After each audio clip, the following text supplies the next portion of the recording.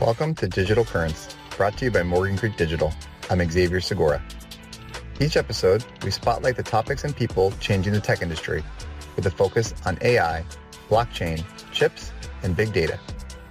Thanks for listening, and please make sure to subscribe if you like what you hear. And remember, stay current.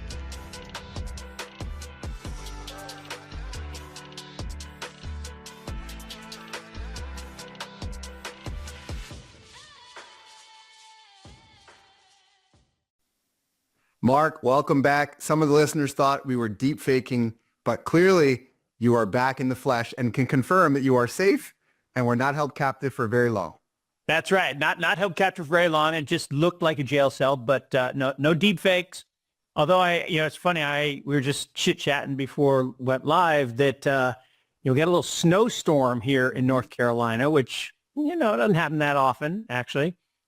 But I was thinking, I need to go back to Singapore and Hong Kong, 79 degrees, 27 and snow on the ground and school canceled and all that good stuff. But it's looking more and more like New Jersey, and New Jersey is looking more and more like North Carolina used to look. Exactly. Well, and a couple things. So it's good. We're back to matching. Again, we don't coordinate this, but clearly crazy that, we both wore the dark blue today. So quick reveal. Look, I know it's Bitcoin Friday, and I know I should have on the orange, but I actually feel some green candles coming this weekend. So I have green, and I have the rocket ship sock game on, and I think we're on the verge of a pretty strong breakout in Bitcoin. Lots of reasons for that, which we'll talk about, I'm sure, but I don't know. I think we're going to see some big green candles, and I think they're going to be abrupt, right? And I think they're going to be unexpected, and they're going to come on, announcements of certain things. But that's my forward-looking statement. Well, Mark, we did it again because I couldn't have predicted it as well. As you know, we are days away from welcoming baby number 2, and as a result, my wife is nesting for real. It is a real thing. It is a medical condition where pregnant women need to get everything right, just as others do in nature. And she's going through all the stuff, and she finds, what is it? My green pants. They're dark green, but they are green nonetheless. No way. That is awesome. Confirmed. Awesome. And it's great. That's hilarious. That's awesome. We must send you these too, Mark. We have some orange guitar picks that are coming your way as you continue your musical journey. And again, I since Zoom doesn't seem to like when I try to play guitar, I actually can make a little music now. Yeah, all right. It is not pure cacophony. I'm up to probably a dozen songs. Oh, almost an LP, actually. That's I know. And they're all, although, it's really funny. Every time I pick up my guitar now, I'll do the songs that I can do, what's going on. And I'm doing a lot with Leaving on a Jet Plane. I mean, it's only 2 chords. And I was coming home from Singapore, and I'd watched the 2 movies, and we only had like 45 minutes before landing. So I was like, all right, I'll just listen to music. And I listened to a Pink concert. She's awesome. People are going to hate on me for saying that, but no, you're going to get... She is amazing. She is amazing. And so I was like, wait, I knew. I mean, I'm like a lot of her songs, but, Effin' Perfect, I've always liked. And anyway, so I pulled it up on the guitar app, and it's only 4 chords. There's a funky strumming pattern but it almost sounds like that. But what I'm saying is every time I pick up the guitar now, for whatever reason, like my subconscious goes to this. Again, it's not like an original song, but I'm not playing anything other than I'm playing something that I like the sound of. And it's just a G, E minor, C, D progression, but I'm using a I don't know. It's just like, it's something in me that, and it's funny. I just do it every single time. I like the sound of it. I'm like, how do you, what should you like record this and then ask somebody, what is this actually, is this, I don't know. It was just wild. Mark, I just want to say on behalf of myself and the entire DC audience, just how far and how incredibly proud we are of the journey. We know that sounds like the new music lessons have proven to be a good investment. As we talk about the digital world, we're always trying to replicate physical experiences, right? Yeah. But at the end of the day, having that one person there that can just make that little bit of an adjustment to, maybe if you just arch your finger like that, or the accountability of seeing them and not being shamed, which I think for me is one of the greatest motivators of all time. Oh my gosh. And so funny you said, because it's like, don't tuck your arms. You'll be like a gorilla. Get your arms out there. I'm like, okay, I can visualize a gorilla. Yeah. Okay.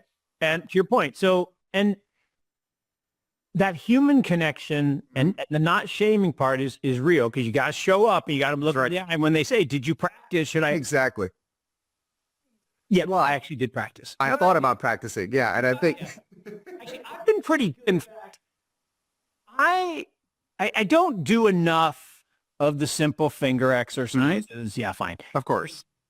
That's boring. Yeah, very boring. But important. Of course.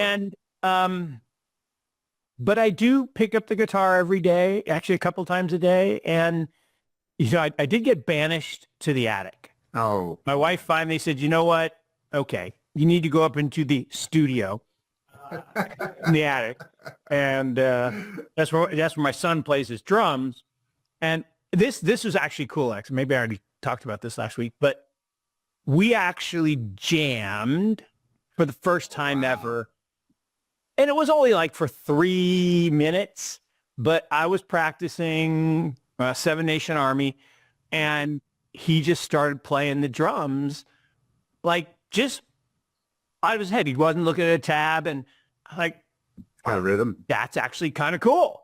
So I don't think we're going to form a band or anything, but it was very cool. I love that. It allows you guys to connect on so many different levels. Music kind of brings everything together. And, it reminds me of kind of the first story that popped into my head this week, Mark, which was, in my opinion, a big one. Maybe you will roll your eyes, as I'm a little bit more quantum forward than you are sometimes, but we're seeing this pattern, right? With all the big companies jumping into the quantum pool, if you will. And now, I'm going to try not to make too much fun of Satya, who said that he discovered a fourth state of matter when he forgot about two. They're not three, they're actually five. But this idea that Microsoft has now unveiled their own quantum chip, right? This idea of the Majorana chip, which is you building off this topological qubit. And the idea here is that this is going to be a big push potentially forward for Microsoft. So I'm wondering, Mark, before we get into the nitty gritty of the quantum stuff, we always say how it's very, very difficult to kind of break through the different eras of computing. Web 1, Web 2, Web 3, and, maybe quantum is its own thing, but all of the companies are really at least making headlines in this area. Mark, are you beginning to believe, or do you think that this is more fluff? No. I've always believed. I just didn't think we were anywhere close, right? It's like Jensen said, yeah, tell me 15, 20 years? Yeah, probably. Tell me tomorrow? No. And so I'll actually put it into my cycle, right? In that, if we think about these, computing platform innovations, mainframe 54, microchip 68, personal computer 82, internet 96, mobile net 2010, truth net or decentralized compute 2024.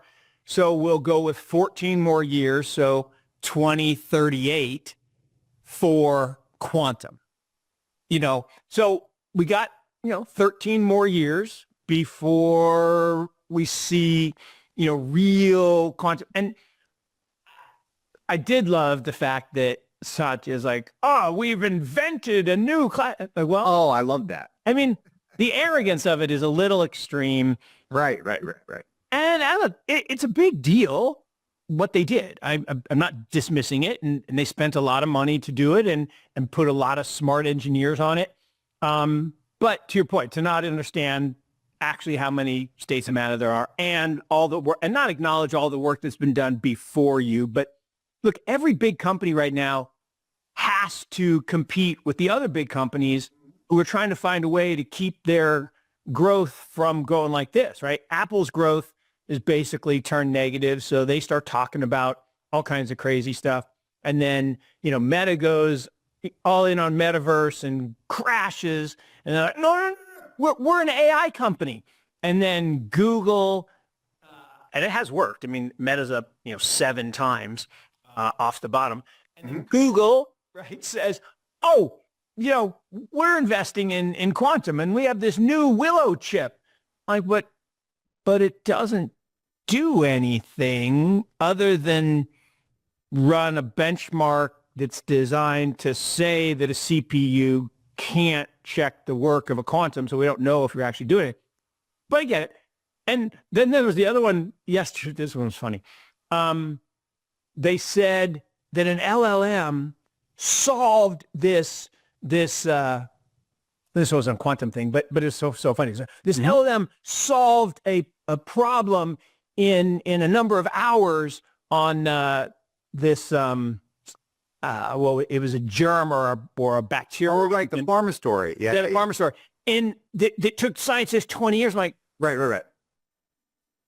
right, because what an LLM does is it reads all the work that exists and then feeds back to you the solution. I'm like, oh, I'm so glad you mentioned that, Mark, because that one really, really got under my skin, right? It's this idea that we're so kind of as consumers of news and technology, we're so eager to catch the next thing that we forgot about the old thing that got us there, right? So kind of this training set of data, the scientists had to put in that real work. And I think, maybe that story, some of the subtlety was lost there, just like what's happening with the Microsoft quantum state, where basically maybe you can create some simulations faster. That I buy, right? Because they need to, as we know in the pharma world, you have to create just so many trials in order to get something right.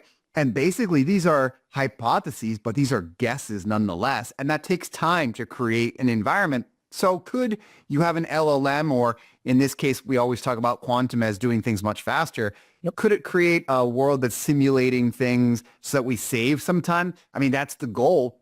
But let's at least remind our listeners that there are, in fact, 5 states of matter. There's the solid, liquid, gas, the plasma, which is the most common in the universe. Come on, Satya. And the one, maybe for extra credit, is the Bose-Einstein one, which is the relatively new one. That's actually... He should also have gotten that one, Mark, because that's the one that operates at low temperatures, which is where quantum should excel. Well, let's all watch for the 1 million qubit mark. That's where really things are supposed to kind of light on fire. First, we need to get to the 1,000, and then we can kind of scale up from there. But 1,000 is where we want to start. I am absolutely positively super excited for all the evolution of the technology and all of the iteration. And I think it's amazing that they created a chip that can produce, a meaningful number of quantum dots. Now, right. Can they do it at, room temperature? Can they actually use it in, either serial or parallel to do actual processing? Yeah, that will come over time. But at the end of the day, it's just, I am impressed by the quality engineering from a company you probably wouldn't think. If you look at their history, not to be super critical of a multi-trillion-dollar business, but Microsoft really isn't much of an innovation company. Not for a marketing company, right? Yeah. And they were literally handed a platform, for QDOS, quick and dirty operating system, to first operating system for PCs. They've used that incredibly, but I will argue not because they were great technicians, but because they were amazing, ruthless business people, monopolists, and sales and marketing groups. Now, lately, I mean, other than Xbox, you would not say is anything super great. I mean, let's not forget about the Zoom. Remember the original MP3 player is supposed to kill the iPod? Oof, that was a little bit of a miss. And so, but the fact that they are in the back room having skunk works that are doing work on this cool thing, that's new. And maybe that is because of better leadership. I mean, the previous leaders were kind of out of the Microsoft mold. They were more marketing types. Right. Satya is, I think he's an engineer. He's not. Yeah. I think he is, right? Yeah. And I think maybe he's pushing them in that right direction. And, you know, a company with that much cash could certainly put it to good use and create some stuff. Now, I don't know how many engineers there are at Microsoft. And Microsoft, yeah. I was just reading this morning that the reason innovation is happening so fast in China is because the companies just have more.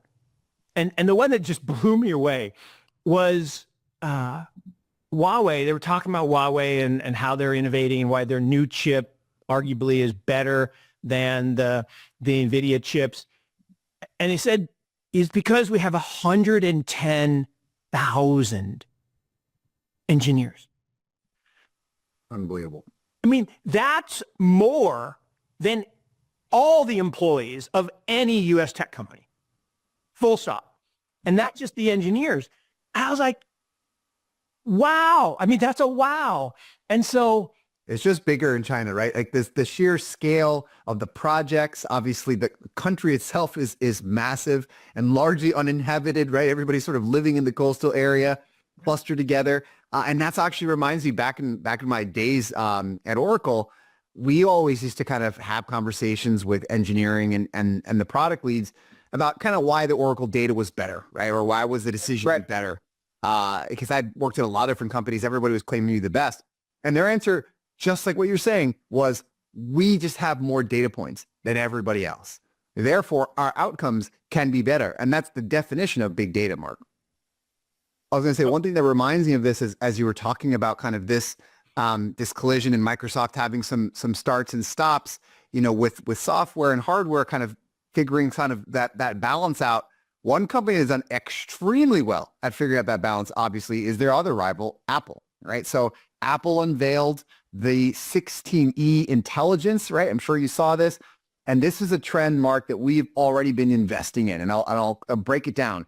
This idea that we can kind of empower our devices with great AI to do things. You know, Siri, we always laugh. They would get things wrong all the time. Don't ask it to play a song. It will never play the right song. At least it'll play the name of it, but it'll be something totally different, right? But the idea that we can create AI not local to the device, but in the cloud somewhere, call a server and deliver back a response. So that's the edge computing right there, right? And so we have invested in this in companies like Encharge that are trying to figure out how do we be energy efficient, but still kind of call an action to a remote place and deliver back a result. And I think Apple is very positioned to do this. Now, I think Encharge has an advantage here because they're doing this more natively to the device while also keeping the power consumption down. And they're starting with PCs. But obviously, everybody is, you know, figuring out, and Mark, maybe you can comment on this idea here. We're starting to see the market already agree AI is here to stay, right? But how do we think about this from a competitive adoption perspective here, where I view this almost like, hey, we're getting ready to go to spring. Let's talk about car washes, right? So you go into the car wash and there is kind of the base cheap, I need to get in and out. I'm not even going to get out of my car, just wash the exterior. I don't care how shiny my tires are type of car wash. That's like your basic LLM. That will be free. That'll be a version of an LLM. And then in between that, you're going to get the vacuum. You're going to get the exterior. That's going to be sort of an LLM that maybe what Apple is trying to do, where I can have something good enough for the phone, but I can call it back to a server to get an even more advanced result. And then there's the detail where don't even wait for your car. You got to drop it off, come back later in a couple of days, and then you'll get something that is really, really showroom condition. Right. That'll be the premier NASA type of grade of intelligence that we'll need to make decisions. And I think people kind of forget that it's okay not to have a one-size-fits-all AI. For SMBs, they don't need the same thing as NASA, or, a consulting firm in McKinsey needs a different level of service than maybe a bank would need for their own internal processes in audit. Mark, what do you kind of think about this idea with Apple getting into the game, and this is paving the way for a new class of AI? Yeah, I mean, absolutely, as you described. I mean, AI, they're tools. Yeah. Right? They're not a computing platform. They're not they're not new protocols. They're tools. And these tools are extremely useful. But to your point, there's going to be super levels of difference. I mean, and think about power tools, right? Right. You can have a drill that will drill the screw into the wall and you can hang up a picture. Okay, that's fine. And it's relatively cheap and accessible. It doesn't weigh very much. You can have a drill that drills holes through hundreds of 2x4s if you're, stringing wire for, being an electrician. And that's going to be probably not handheld. It probably might have a cord because it needs more torque, and, maybe it's got a giant battery, but then it's going to be tough on your arm. And then there's drills like that drill through concrete, right? That are, big, giant. And then you have drills, like the Boring Company that we never hear about the Boring Company anymore. It's kind of funny. that drill tunnels. So every tool has different levels, and it's going to be, to your point, basic LLMs are not only going to be free, they're going to be tools that we use to get smarter. Right. And this simple little example. So my littlest guy, 14, has been trying to, figure out how to code in Python. So, mom signed him up for this class.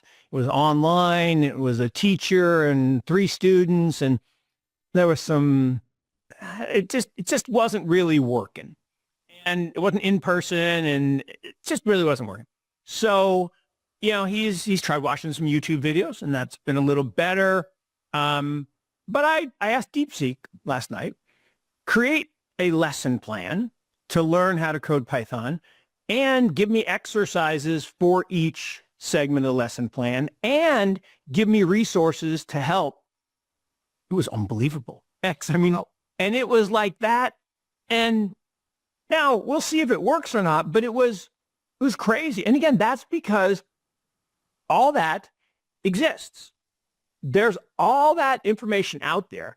It didn't have to create something new. All I had to do is go through all the existing stuff and say, yeah, here's the best way to do it. And here's lots of tried and true. And so using those tools to get better at something, learn a new skill, process information. You've got the new AI bots. Like I've been following this one guy. He created a bot that tracks Bill Ackman, and a bot that tracks David Tepper, and a bot that tracks. Now you could do that yourself, with the 13 Fs and all that. But it's a lot easier if an AI is doing it. And then he created another AI to analyze the weightings of a constructed portfolio of these super investors. And, he's actually been doing all right. And it used to be that if you wanted to do that, because I actually did this, right? You'd go hire a bunch of kids out of school and you'd train them up, and you'd try to bring in a couple maybe from Goldman or JP Morgan, and you'd build a team, and then you'd, run a firm. Well, now you can run a virtual firm, so to speak, and you were always able to intuit maybe, or occasionally get a glimpse of what great investors were doing. Mm-hmm. Heck, now everything's transparent. Not every single thing is transparent in real time, but there's so much more transparency and so much more information and so many more people looking at what people do. And then there becomes this almost self-fulfilling prophecy. Take Alibaba. So Right. Alibaba left for dead a year ago. I mean, literally left for dead. It was down, 60+%. Everybody's like, I hate China. It's uninvestable. And it got to the point where it was just so cheap and such a powerful company. And when this whole DeepSeek moment happened, everybody's like, oh, this company might have some. And then they released Quen, and that was even better than DeepSeek.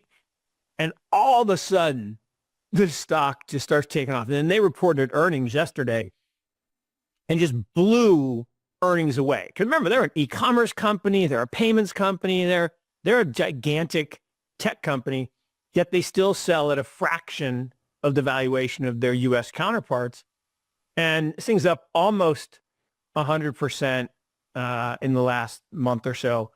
And yet, and then all the U.S. investment banks start changing their price targets. Like, well, after it moved, you're changing your price target?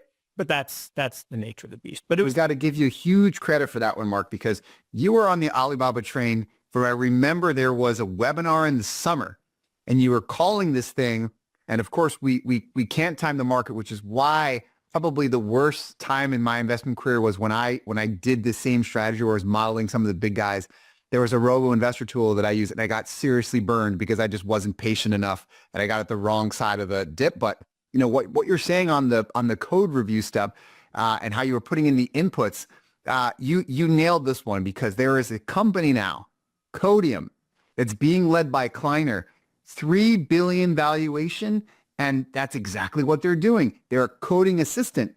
But let's take this one step further. Their latest product, imagine if you don't need to write the prompt at all and it just starts coding. So that's what Windsurf Editor is, an agentic AI tool that does code generation without any human input. This is starting to sound a little sentient. There's still, let's go back to reality and think about the fundamentals of a company. They're making revenues. Okay. So I think they're doing somewhere like 40 million in annualized revenue, which is a great number. Yeah. That would still give them a 70x, something like that, on their competitors. So they're doing quite well. But if you look at what that revenue is to the 3 billion with a B valuation, you're really going to have to rely upon the home runs here to be able to justify this. And there are a couple of, people in this space that are doing this. Anduril, Zillow, have kind of taken some steps into this place. And a couple of weeks ago on the chart of the week, we looked at kind of the most likely areas within computing that were going to kind of be disrupted with AI. And the conclusion was all the software, right, is going to need all of it. Look, and Mark Andreessen said it, back 20 plus years ago, that software is eating the world. And it took 20 years, but it did. And now, I think he may have said, or someone else said it, AI is going to eat software, which is just software eating software. I mean, AI is just software at the end of the day. But to your point, the interesting thing is, can the AI generate things that are new or novel on its own? At least so far, I'm going to say not really that I've seen. Not well. I haven't seen everything, but so far it's, hey, if coding the basics of, fetch me a price from an API and format it nicely. Yeah, you probably don't need to code that anymore. You can do that. And, fetch me a price of a good or service and compare it to other goods or services, like travel. Yeah, probably don't need to physically code that anymore. You can have an AI do it. But the idea of an app, right, an application layer, so going up from the base layer of the physical transactions of the processors and the memory to actually have the idea on what you want to create, I see no evidence yet again, I haven't seen everything, but I see no evidence yet that you can do that, that the machines can do that. I still think that's the human element. And it might have been Andreessen, and not just because his name is Mark, do I like him, but it might have been Andreessen that said, everyone's saying, engineering is going to be a thing of the past, and the AIs are going to replace the engineers. Is no. There's never been a better time to be an engineer. Right? This is the golden age of engineering. It's almost like being a bridge builder with the advent of steel. Suddenly, you were a much more valuable person than trying to do it with rocks and sticks and anyway. Yeah. And so I think, moving into crypto, is we've had such a good time, Mark, talking about AI and chips. We forgot about what's been happening now in the market. And I'm going to call a little bit of a kind of expected outcome here as we get on the verge of ETH Denver. So the listeners always ask us for the practical advice. Okay, so I feel we give nothing but practical advice. For also something, it is What we'll do is not practical advice. And so, one thing that is also practical is ahead of any major cultish festival like ETH Denver or Bitcoin Miami, there is going to be price action in the underlying currency. It's just a matter of how much. Yep. Right. So there is now some activity that's going on within ETH. And so we had something that hasn't happened in a long time as Bitcoin has dropped a little bit to 94, 93. It recovered to 98. But on the ETF side, which the ETH ETF have not been performing to expectations, but over the last period here, over the last month, Bitcoin ETFs have seen outflows of 376 million, which is a big number. Yep. But ETH traded funds have seen an inflow of 393 million. So it's kind of an interesting statistic. You're seeing more inflows relative to the BTC outflows. However, the prices are still down from that almost 5K mark that we had a couple of years ago. And they're kind of rebounding a little bit this month, but kind of my prediction or my sort of, tongue-in-cheek remark about the cultish rise in the prices ahead of these big festivals. We got ETH Denver next week. Beauty is only skin deep, as they say, Mark. So kind of peeling this back a little more. What's really going on with ETH? I think this is Solana, maybe, right? That's kind of taken a little bit of a bloodbath. So people say, oh, I remember this platform that used to be my computing blockchain. What say you, Mark?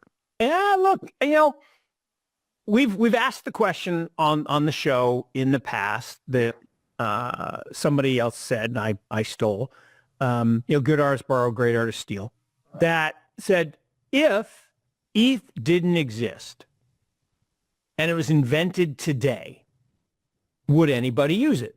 Yeah. Because you got Solana and Sui and other things that are faster and cheaper. And it's an interesting thought, right? And that kind of turns on its head Paul Romer's, law of increasing returns, which says it's not the best technology that wins. It's the technology that gets critical mass first. And so, okay, ETH isn't the best technology. Okay, fine. And ETH heads will not like me for saying that, but okay, it's not. Okay, so, but it was first, and it has a lot of installed base, and therefore it has a lot of adoption, which means maybe it got to critical mass first. Now, Solana was making strides, and, look, Solana went like this.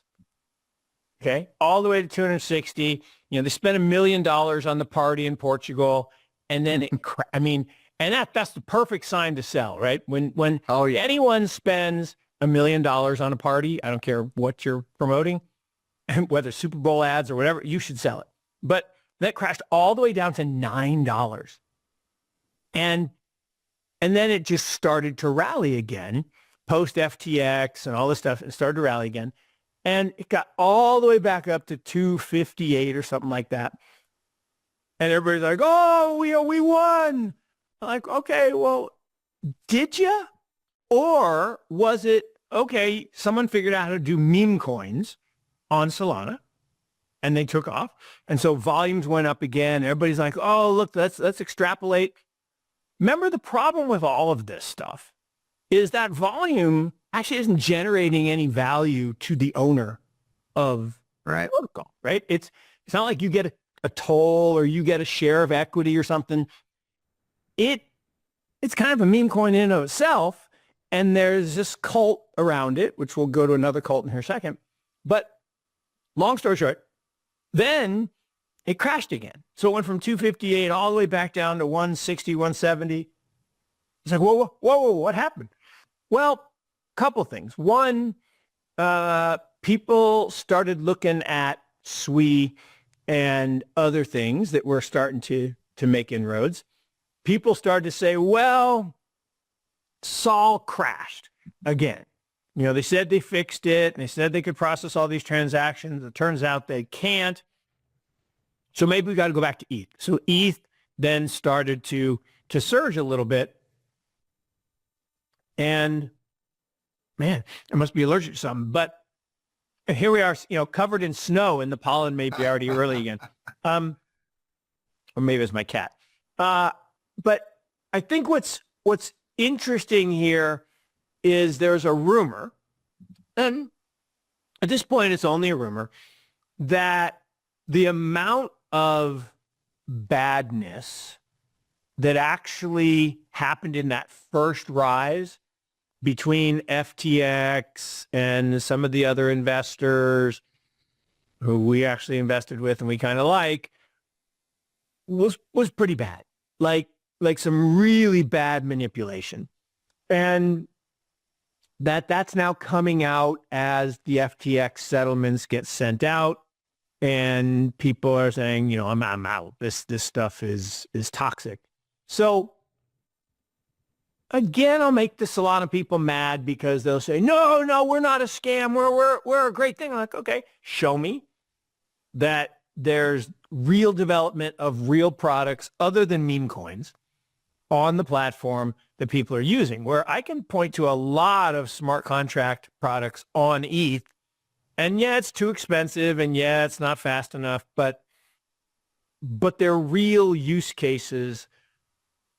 Now, I still don't get anything as an owner of the network. And that's one of the challenges of the protocols, right? In Web 1 and Web 2, all the wealth went to application layer, nothing to the protocols. In Web 3, about 75% has gone to the protocols. Yet, what do we really own? Like, even Bitcoin, which, you know, I love, right?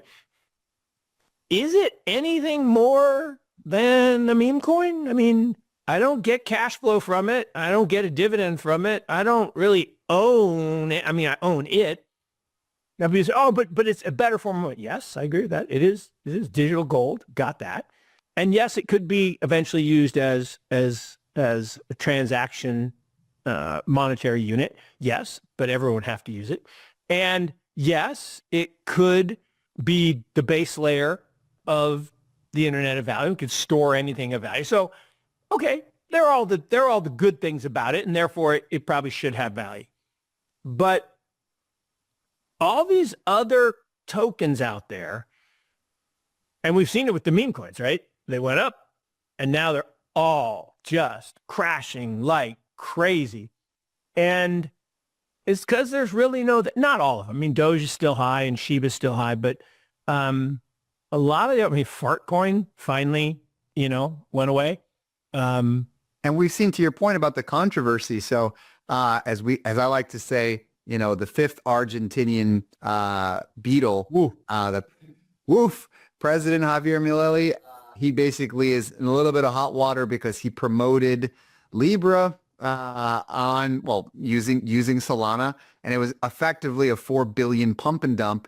And he said, no, isn't this what presidents are supposed to do? Ha ha ha. But I think now he's facing some charges, whereas it's by his opponents. So I think kind of the idea here is that be careful with this stuff, listeners, because if you're not investing on fundamentals, you're investing on a hype cycle. And as I was always taught by the legendary Bruce Greenwald, the value investor at Columbia, this idea was, if I'm making a bet, whether it's on stocks or commodities, or in this case, crypto, somebody else is on the other side of that bet. So what information do I have relative to that person that is going to make me right? If the answer is no, then you're using a strategy which is not endorsed, called hope. No, I could not agree more. And hope is not an investment strategy. One of my favorite lines, hope is a four-letter word. And in investing, we want to avoid the four-letter words. And you're so right. I mean, every time you do anything in a transaction, there's someone on the other side. I love, there are more buyers than sellers. Nope. There's the same number. Well, the incremental person may be a buyer, but there's the same number of buyers and sellers in every transaction, whether it's on eBay. Again, my little guy's been selling the stuff that we bought him that he's no longer using on eBay. And so, he's got some headphones and he had these things that he had to have, right? These Beats headphones. Oh yeah. Those were all the... Had to have them, but then decided he didn't want them anymore because, some other influencer told him something else was cool. But so I put him on he put him on a certain price, and someone comes in and says, well, I'll pay you this. He's like, well, no. And person said, all right, fine. And then the person came back and he said, no, I still want this price. I said, well, how about, 45 instead of 40? No. And I give him credit. He held his ground, and eventually someone else came in and paid him the $50. Great. But that's supply and demand. And at the end of the day, you have to meet. But what did, the buyer didn't have any information on, did he actually break these things? Are they real? Are they good? The picture looks nice, but are they gently used or really well used? They were gently used, like most things in life. But well loved. No. I mean, in the sense, well loved, but most things, we all have our whoopee, right? That we use a lot and we wear it out. But most of us, we think we have to have something, and then we get it and we kind of use it, and then it kind of sits and collects dust. It's like my Oculus. It was cool the first week, but there just wasn't enough software and games and like I said, I told the story where I hit my cat with the golf club, and it's like, okay, I probably shouldn't do that. We'll probably close out then, Mark, on the chart of the week, which is actually circling back to the conversation on AI. So I think, when we speak about how there's a lot of stratification that is going to happen in the market and different entrants, and obviously, the public companies jumping in, we're forgetting about the daddy in all of this, right? OpenAI. So what have they been up to, right? Have they been just sort of quiet going into that good night? No, they have been continuing to grow quite rapidly, Mark. So let's go over to the chart of the week, which for those on audio, please join us on the video chats or rather the video streams in YouTube where you can see all the great content. What we're seeing now, Mark, is what do the weekly active users, which is a big metric. A lot of companies will not show you this. And also the paid subscribers to their product. And so we've seen kind of what happened at the start of 24 and in December. Now this is not capturing obviously the DeepSeek effect, which happened in 25, but we are seeing some pretty explosive growth when already they had a very, very high lead against some of the competition. Mark, how should we interpret something like this, and what could it mean for kind of this market? No, they were first, right? They were first to release the LLM, and they were the fastest up until DeepSeek, the fastest to 100 million active users. Look, it took Netflix multiple years to get to 100 million. And it took there's this great chart, right? And, it was 4 years and then 3 years and then a year and then 6 months. And I think ChatGPT was like 2 months or 3 months. And that's amazing. And then to treble, a little more than treble, the number of weekly active users in a year is extraordinary. And when you're the leader and you're having that type of growth, guess what? You also become a target. And so these numbers will change quite dramatically here in 2025, because now there's not just one or two alternatives. There are dozens of alternatives. And, Elon with his Grok with a K, not Grok with a Q, has made a bunch of improvements that I think it zoomed to number one in the App Store. And, DeepSeek was number one for a couple days. And then, we tried to stop that. I want to come back to something on that in a second. And then, Grok released theirs and it jumped ahead. And then you got Alibaba's Quen. And so there's a lot of others now that people are going to kind of move in. But my point is that DeepSeek was then the fastest to 100 million. It was days. I mean, literally days. I don't know exactly how many, but on the subscriber numbers, those are decent conversions. You think about the free version. I used past tense, the free version of ChatGPT. I wasn't going to pay for it. And at first I was pretty skeptical because every time I used it, it just hallucinated. We've talked about that. And it was just bad. It's gotten much better. It really has gotten much better. It still hallucinates. And the one flaw with LLMs, and someone wrote a great piece about this yesterday, when it knows it can't win, it'll cheat. Like literally, it'll cheat. Like it'll change the rules, and that's a bad thing. If you're playing chess and it changes the rules and moves the horse wrong, that's not good. So, a couple things that are, I think, important here. One, yes, those subscriber numbers are impressive, but let's do the math. 16 million subscribers, a couple $1,000s a year does not justify a $150 billion valuation. It just doesn't. And so I think that valuation is going to collapse. I think the movement to open source that DeepSeek did is a game changer, because ultimately LLMs now will be that base layer of code that we build other applications on, the agentic world. And I think that's going to be dominated by the companies with more innovation and more engineers, what's happening in China. So the point I wanted to make was Gina Raimondo. And I shouldn't be as upset with her as I am, because she's a very smart woman. She was a venture capitalist. She's a Rhodes Scholar. I mean, she was the, treasurer of Rhode Island and the governor. And now she's the outgoing Secretary of Commerce. But she said so, and I hope this was the media misinterpreting what she said, but I don't think so. I think it was actually her quote, that we need to work with our partners in the EU to suppress the innovation coming out of China. Oh, no. Oh, my God. Third rail. It was such a horrible, horrible statement. And that's what, the Anthropic guy said, right? When it came out that DeepSeek was just crushing, his product, he's like, oh, we need to pass legislation to make it illegal for Americans.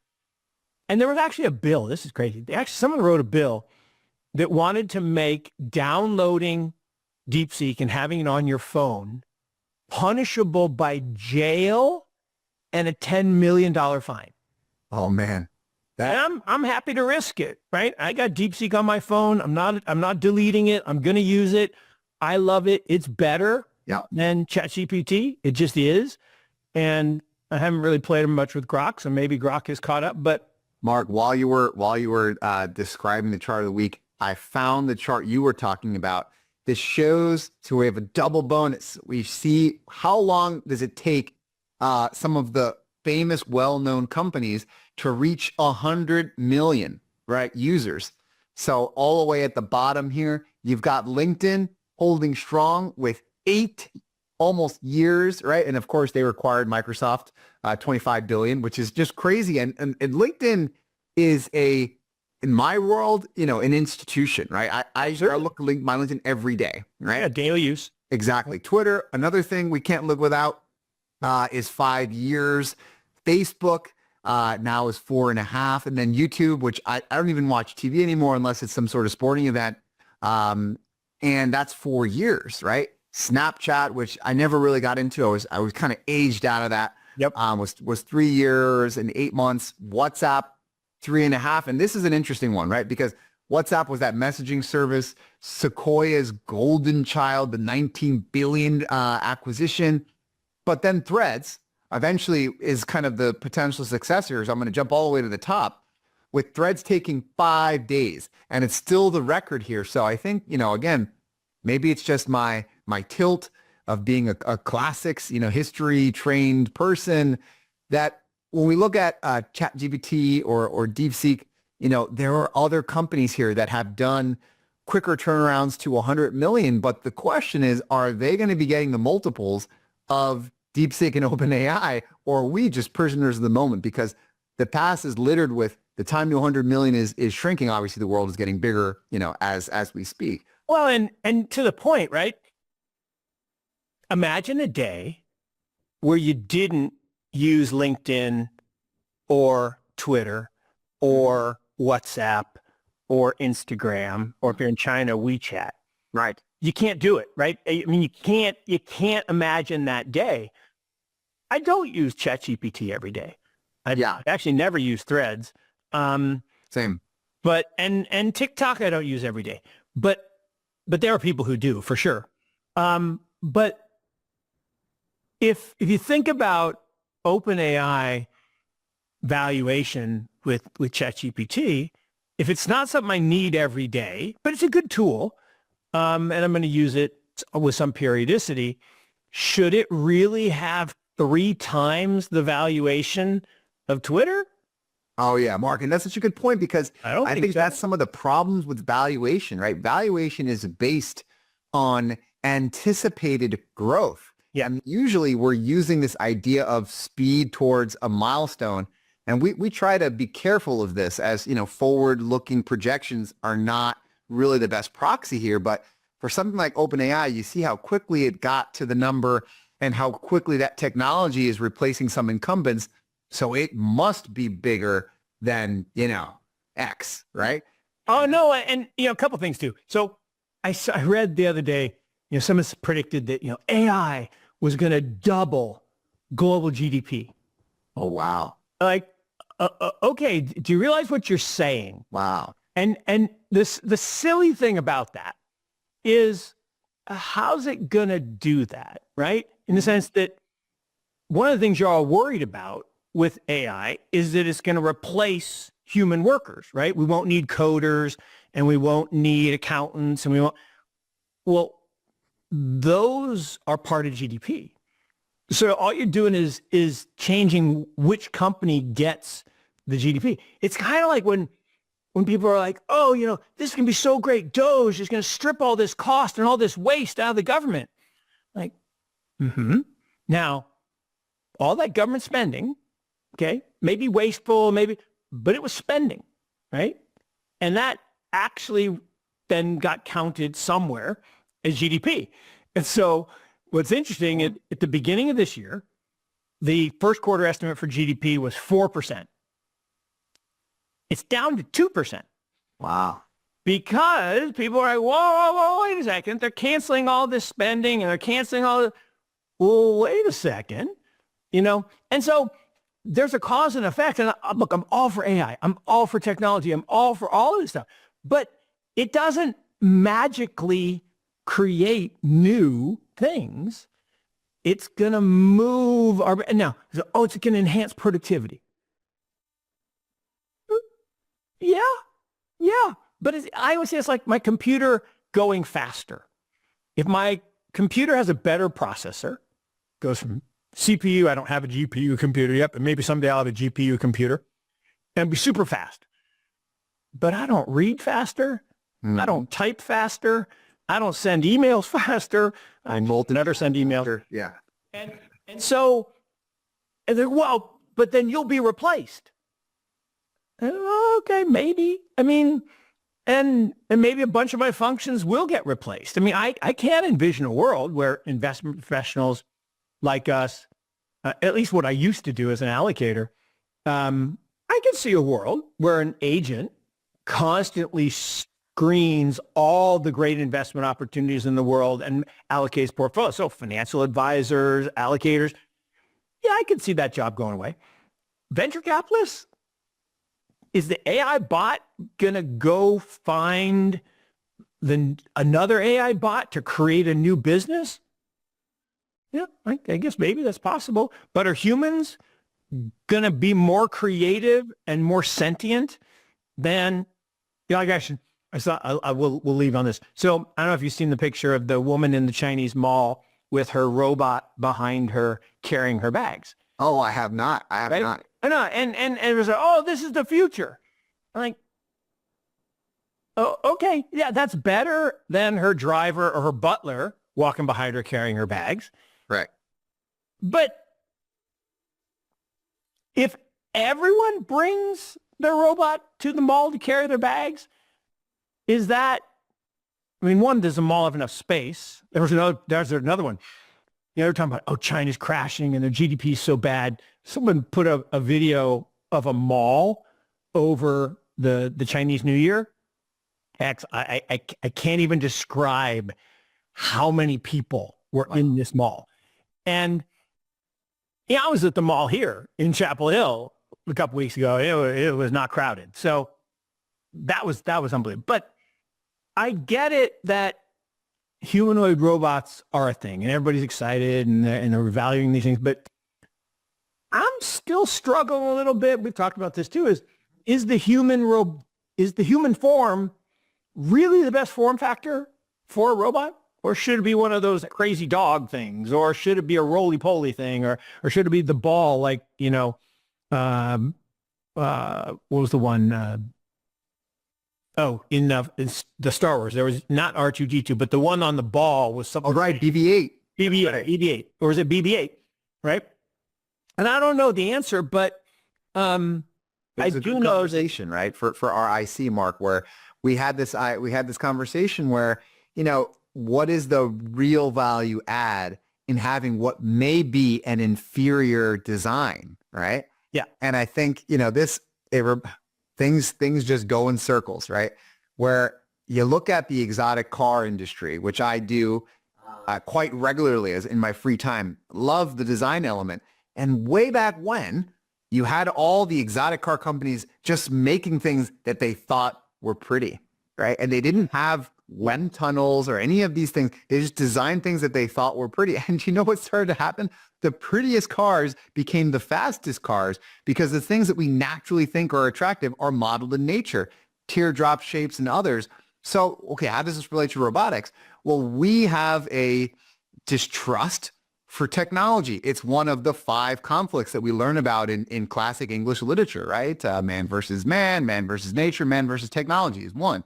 So when we think about this, humanoid type of robots give us this illusion that we're somehow still in control. Yes. And that could not be farther from the truth, whether it's a humanoid robot or an arm that is making your McFlurry at McDonald's. So, and we'll close on this again because got to go to the sinister Saturday part. But to your point, we think we have control, but there was also this video of a humanoid, again in China, that attacked a human. Oh, no. And the bodyguards kind of had to restrain it. And it wasn't a lethal hit, but it was a headbutt. And the person went flying back, and it was like, whoa, whoa, whoa, whoa. And, the caption was, welcome to the future, which that's the RoboCop future that we do not want. No, we do not. And, we've also seen the videos of the big robotics company in Boston Dynamics or whatever, and they give that robot dog the gun and say, shoot me, and it doesn't do it. And I'm like, hell to the no. Am I given a gun to a tech and saying, shoot me, because I'm comfortable that I programmed a fail-safe? No way am I doing that. But see, that's another job, Mark. That's a failed opportunity to we'll close on. That is another job for another robot. That's where you can use the Amen. Yeah. Amen. We'll have to remind our listeners, Mark, as always, rate, review, and subscribe. We do this every week across the platforms. And as always, remind our listeners to stay current.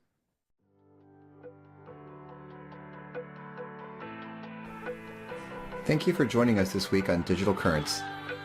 Check out our links to our website and social media in the show's description box. Please make sure to subscribe if you like what you hear. And remember, stay current. This podcast should not be construed as investment advice nor solicitation for the sale of any security, advisory, or other service. Investment themes and ideas discussed may be owned by funds managed by the host and podcast guests. Any conflicts at the time of production have been mentioned by the host but are subject to change. Listeners should consult their personal financial advisors before making any investment decisions.